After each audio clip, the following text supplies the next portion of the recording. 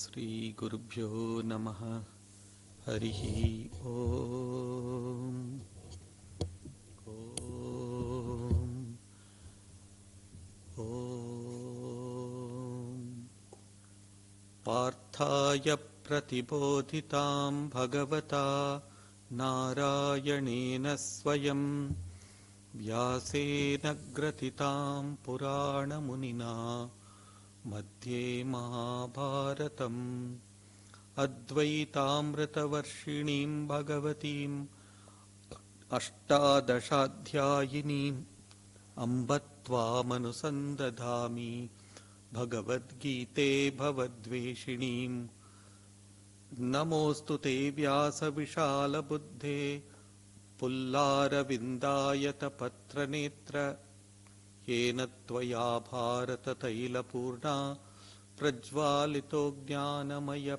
pradipaha prapanna parijataya totra vetraikapanaye jnanamudraya krishnaya gitamrita duhe namaha sarvopanishado gavo dogdha gopalanandanaha partho vatsah sudhirbhokta dugdham gitamritam mahat Vasudevasutam devam kamsachanuramardanam devaki paramanandam krishnam vande jagadgurum bhishmadronatata jayadrata jala gandhara nilotpala shalyagrahavati krupena vahani karnena velakula ashwathama vikarna ghora makara duryodhana vartini Sottirna kalu pandavairananadi kaivartakah keshavaha Parasharya vachas saroja mamalam gitartha gandhotkatam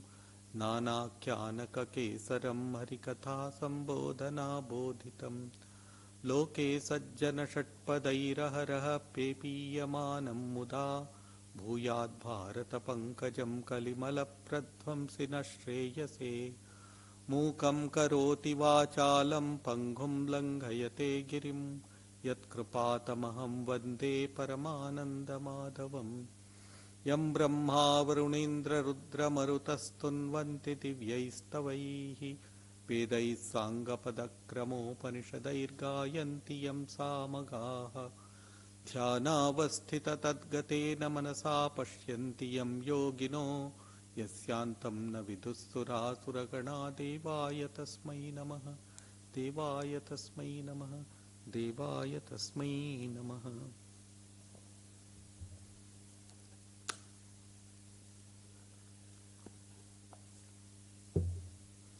Welcome to the study of the Bhagavad Gita.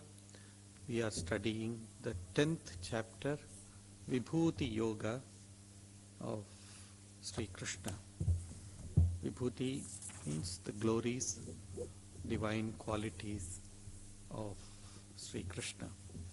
So, Sri Krishna has been describing that wherever you see any excellence,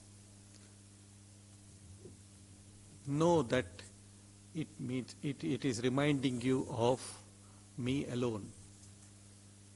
Sri Ramakrishna was very mindful of this, and therefore he used to say to his disciples, wherever you see any excellence, bow down before that excellence.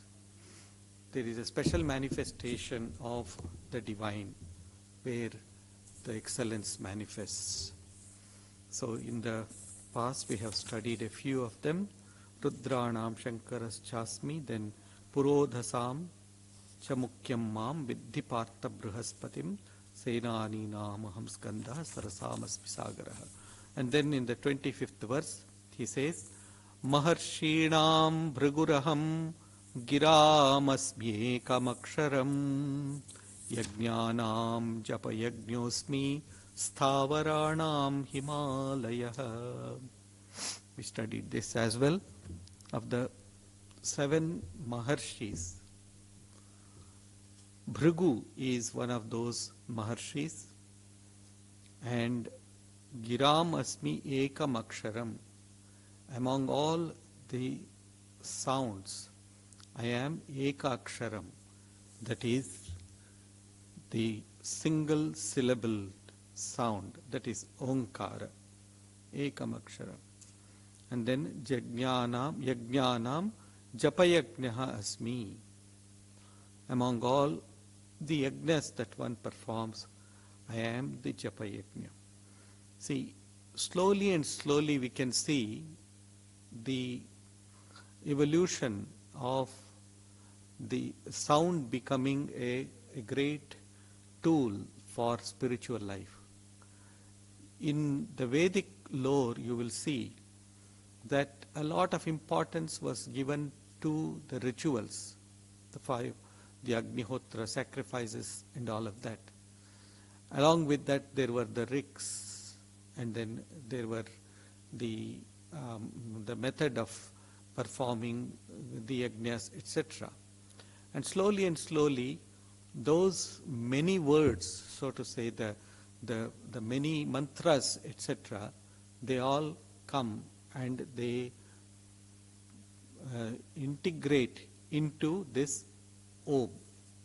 Sri Ramakrishna had a wonderful method of saying it, that all actions, Sandhya and all the performance of all actions, they merge into Gayatri. Gayatri is a famous mantra.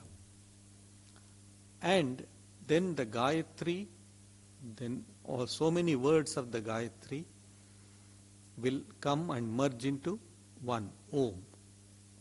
And Om merges itself into Brahman. So from the cosmic, it becomes slowly small and small and small and small, and it becomes individualized and it becomes one. So one, where there is many, it becomes slowly one. So this is the method of spiritual approach for all of us also. We begin by performing worships, performing sacrifices, etc., going to the temples, etc. Slowly and slowly, the temple which was outside, the rituals that were outside, it gets transformed into the temple that is within ourselves. We invoke the presence of the deity within ourselves, and then we worship the divine within ourselves, making our heart as the main altar. We offer all our actions into it, all our worship into it. So Japa Yajna is one such offering of the mantra, the Guru given mantra, or even Om itself. Keep on repeating it many times, thousands and hundreds of thousands of times, and you integrate it within yourself. Mantra, which was an external sound, now becomes an internal being, as it were, an internal personality, as it were. It takes hold of our personality and guides us from within. So mantra has got this great power of integrating our whole personality. It transforms our whole being. So Jnanam Japa Yajnaha. So continuous chanting of the Japam, or on certain days in a week we reserve certain time to do extra Japam. I have seen one person in South India who used to do this. On one day a week, he used to chant the Gayatri mantra 10,000 times, 10,008 times or so. He used to do that. And one could see that this person, we could specially see on that day when he had chanted that mantra, the glow on his face. Extraordinary glow on his face. He used to come to our ashram in Bangalore. So it is possible that this yajna, japa yajna, integrates our personality and illumines the heart center. Yajnanam japa yajñosmi. And the other day also mentioned that the name of the divine is like the string. To draw the kite down, we make use of, or to make it fly higher we use the string. So this is the dhaga, or it is the string which brings the divine to us. We will be able to have total control over that. Yajnanam japayajñosmi. Ashwatthas sarva vrikshanam devarshīnām ca Naradaha gandharvānām citrarataha siddhānām Kapilo Muni. Sarva vrikshanam ashvattaha. Among all the trees, I am Ashwatha.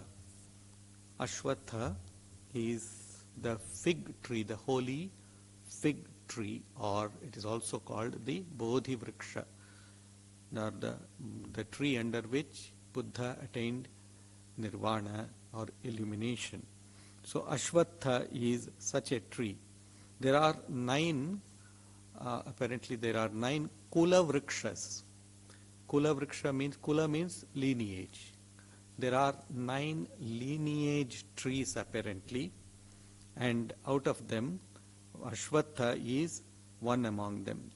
I cannot remember the names of all the nine of them, but there are these Nava Kula Vrikshas, 9 lineage trees. So they plant these trees. In olden days, people used to have a lot of land around their homes. Naturally, they used to plant all of these trees, and they used to maintain it. They used to take care of these 9 trees. Out of them, this holy fig tree is considered to be one of the holiest of all. Ashwatha also is known to produce high oxygen. It has high oxygen content. So when we were children, we used to see that pregnant women especially would go round the Ashwatha tree, and they would spend quite some time over there because they would get a lot of oxygen, extra oxygen that is needed for the growth of the fetus.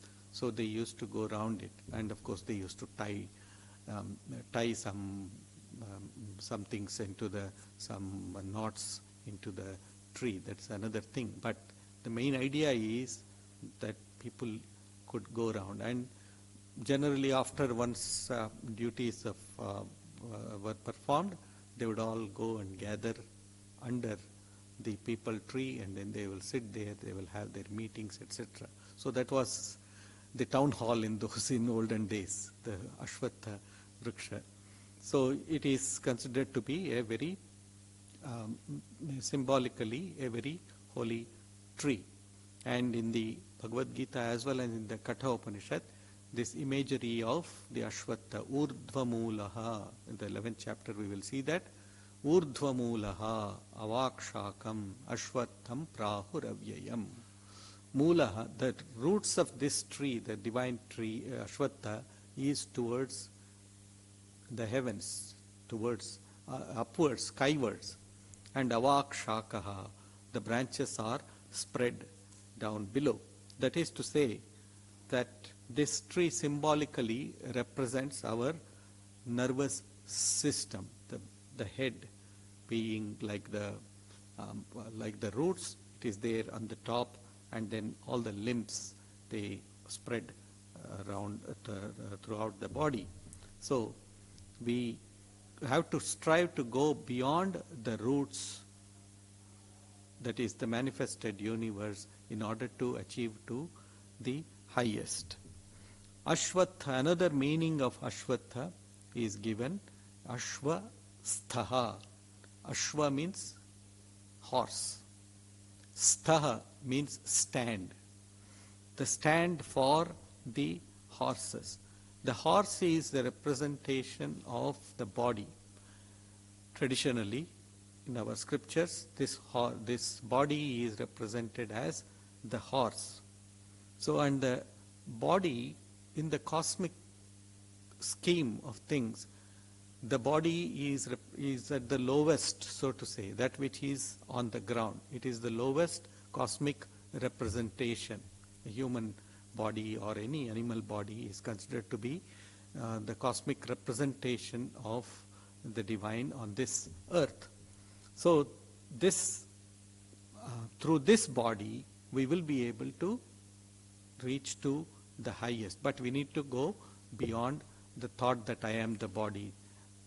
First of all, I think that I am the mind, that is, and then I am the intellect, and then I am Ananda, the bliss, and then from there we attain to the I am Brahman itself, Aham Brahmasmi. So, Ashwatha Sarva Vrikshanam, then Devarshinam cha Naradaha. Among all the divine sages, I am Narada, the divine bard or divine poet. So I am Narada among the among all the divine sages.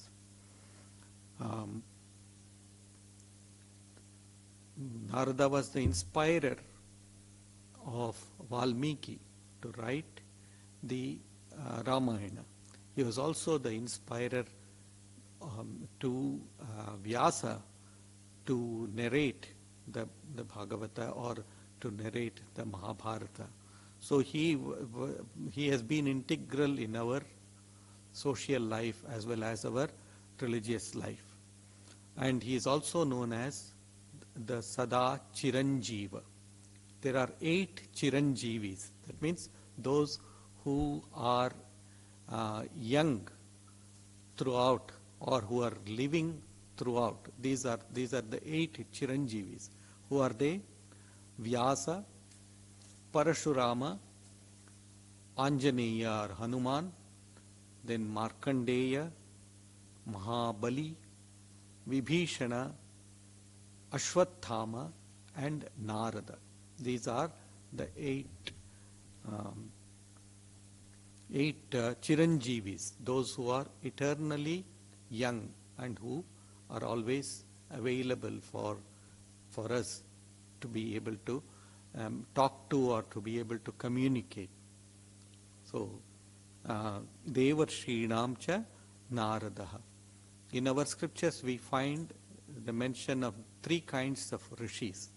One is Deva Rishi, the other is Brahma Rishi, and the third is Raja Rishi.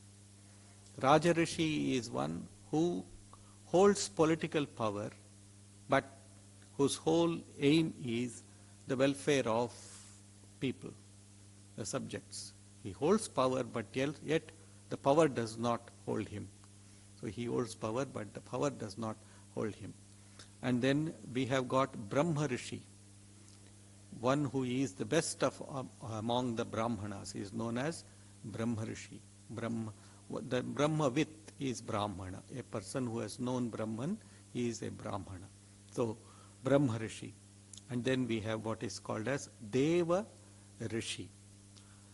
By its definition, Devas or the so-called gods, the gods, they are fun-loving people. They like to enjoy, have more enjoyment, much more the enjoyment than we humans can obtain. So these devas, they enjoy, they are into the life of enjoyment.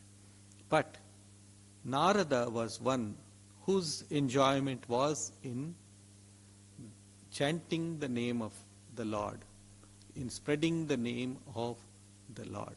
Therefore, he is considered to be one of the best among the rishis, among the Deva rishis.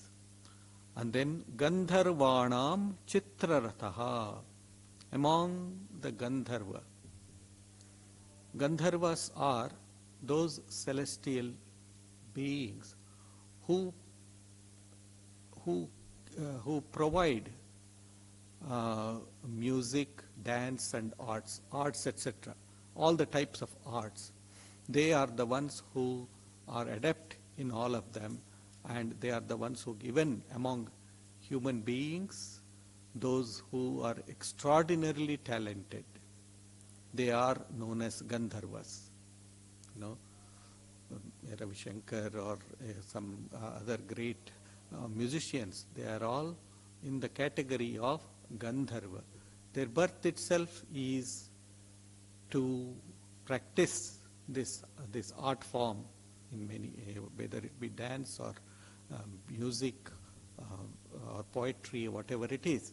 They are all called as the Gandharvas. And they have their own ways of living. So they do not generally come under the purview of the social life that we generally lead.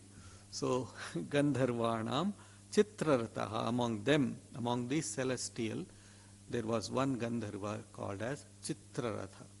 Apparently he was the teacher of Arjuna, teacher to Arjuna, teaching music or teaching music, etc. So Gandharvanam Chitrarataha, and then Siddhanam Kapilo Munihi. Then he says, among all the Siddhas, see, he has spoken about the Rishis, he has spoken about the Devas, and then he is now speaking about the Siddhas. Siddhas are those beings who have achieved greatness or who have realized the reality, but they do not fall under the category of either the Devas or of Rishis. They are a different category by itself. So among them he calls Kapila Muni. Kapila Muni, according to the Bhagavata, Kapila was an avatara. He was an incarnation of the divine. So he was known as Kapila Vasudeva, was the name, technical name of Kapila. So Kapila, when he was born itself, he came up with special powers of intuition. And so when he was a little child, he gives this teaching to his mother Devahuti, which we find in the Bhagavatam, Kapila and Devahuti Samvada, that means conversation. There he becomes the teacher to his mother, Devahuti. According to the philosophers, Kapila is the founder of the Sankhya system of philosophy. The Sankhya system has two types. One is called as the Nirishvara Sankhya and the other is Seshvara Sankhya. Nirishvara Sankhya is where one does not posit the presence of God or a divine being.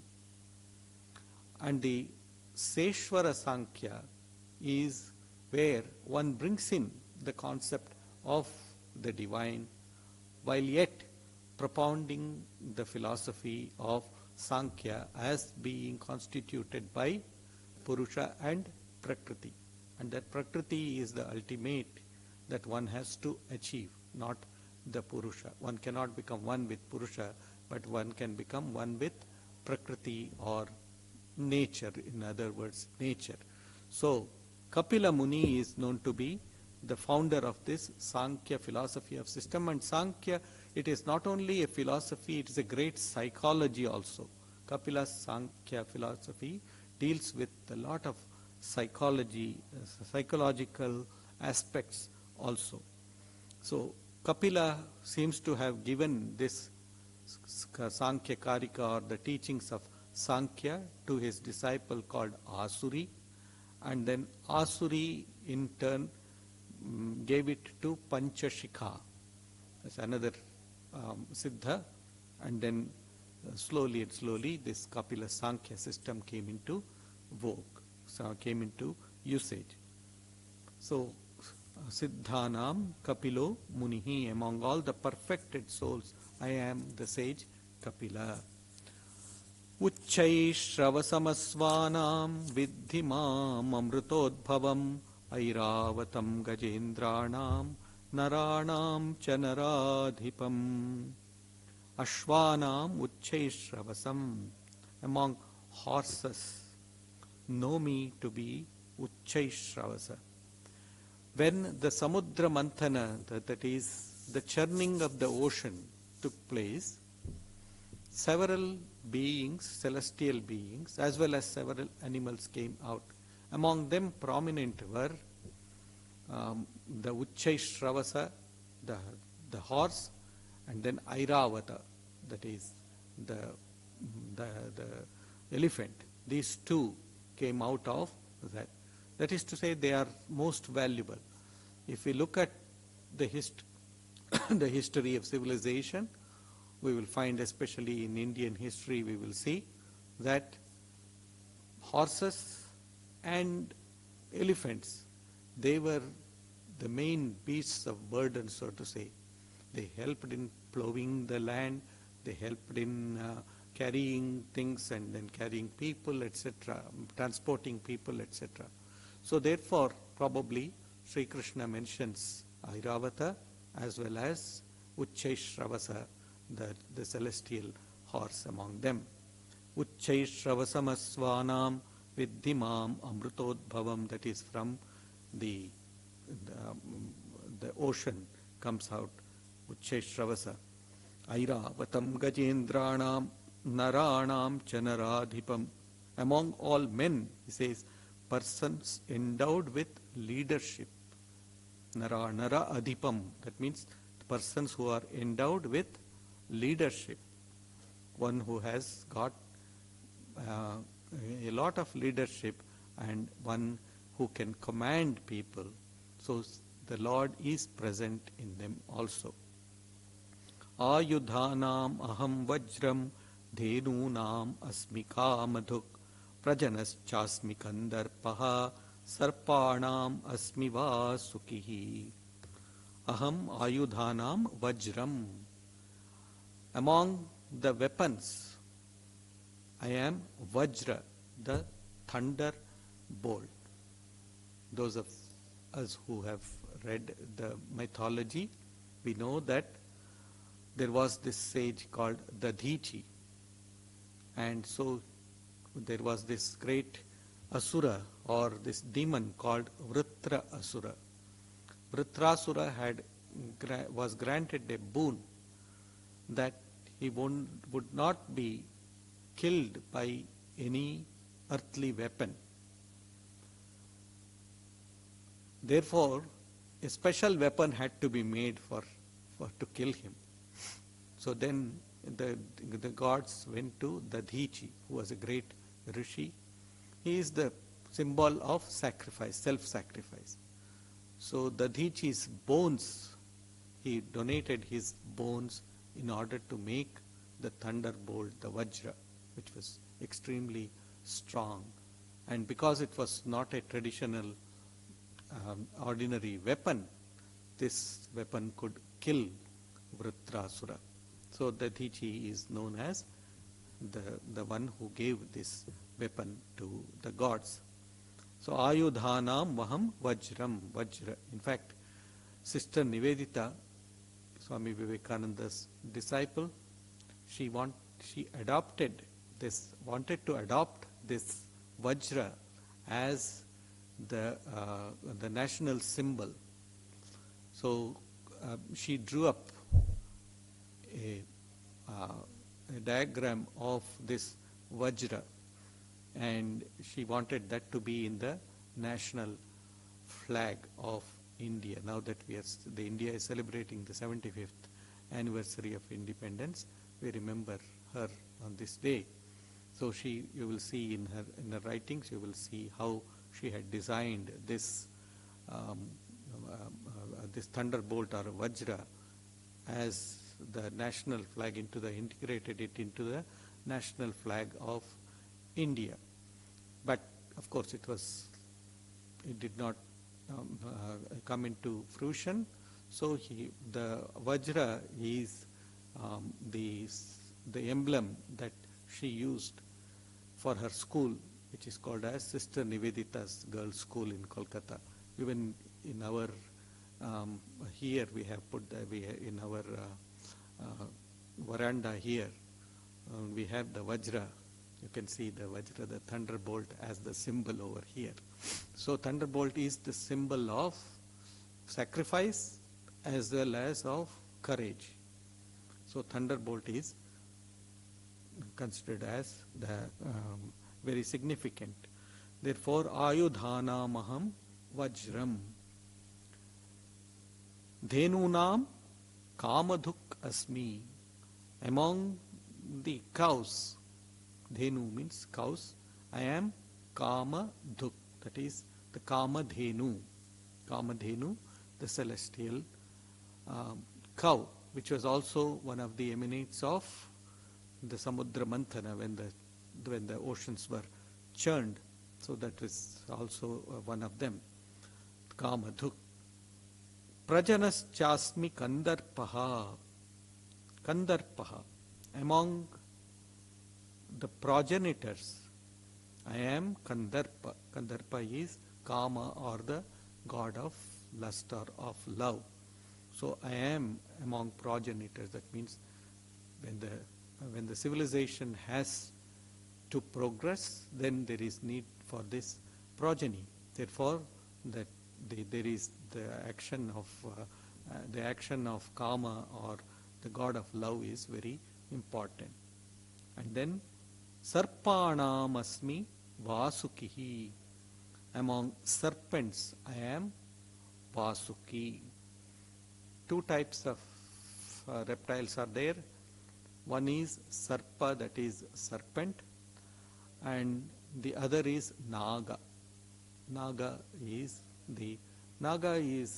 considered to be a less harmful snake, whereas serpent has lot of venom in it, and Naga has less venom in it, and it is more useful for the farmers, etc. So, because in the next verse he is talking about Anantas Chasmi Naganam Varuno Yadasamaham Pitrunam Aryama Chasmi Yamasanyamatamaham. Among the serpents, I am Ananta. Again, according to Hindu mythology, the whole universe is resting on this Naga. That means this many-hooded serpent. So, Anantas Chasmi Naganam, the earth is resting on this, the Ananta. Ananta is also the name given to the serpent on which Vishnu is lying on the ocean.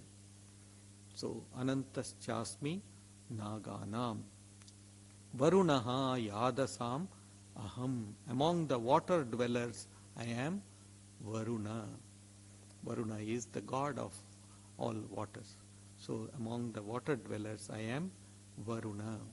Then, Pitrunam Aryama Chasmi. Among the mains, that means the departed souls, our ancestors, I am Aryama. That is the name given to the ancestors, Aryama. Yamaha Sanyamatam Aham. Among the enforcers of law, I am Yama. We all know that we are all under the control of Yama.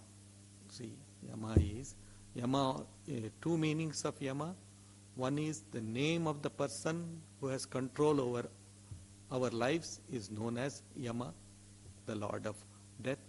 Yama is also the name given to control, that means self-control, Yama and Niyama. So, among the law enforcers of law, I am Yama. We can escape all other laws, but we cannot escape the law of death.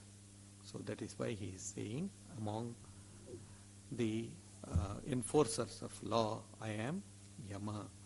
Prahladas chasmi daityanam kalah kalayatamaham mriganam cha mrigendroham vainateyascha pakshinam. Daityanam prahladas chasmi. Prahlada who was the son of Hiranyakashipu, who was a Daitya, that means who was a demon. Yet amongst them was born this wonderful flower called Prahlada. So he equates himself with Prahlada. Kalaha kalayatam. Among the measurers, I am Kalaha, time. Earlier he has said that Yama is the controller of life, whereas time is that which has a hold upon ourselves in our present life, time. And time is that which moves the whole universe, as it were. It is represented as a wheel of time, we call it, wheel of time. It means it goes up, the time goes up and then comes down, happens again and again and again until we come out of this wheel, and then we escape out of this mesh of samsara.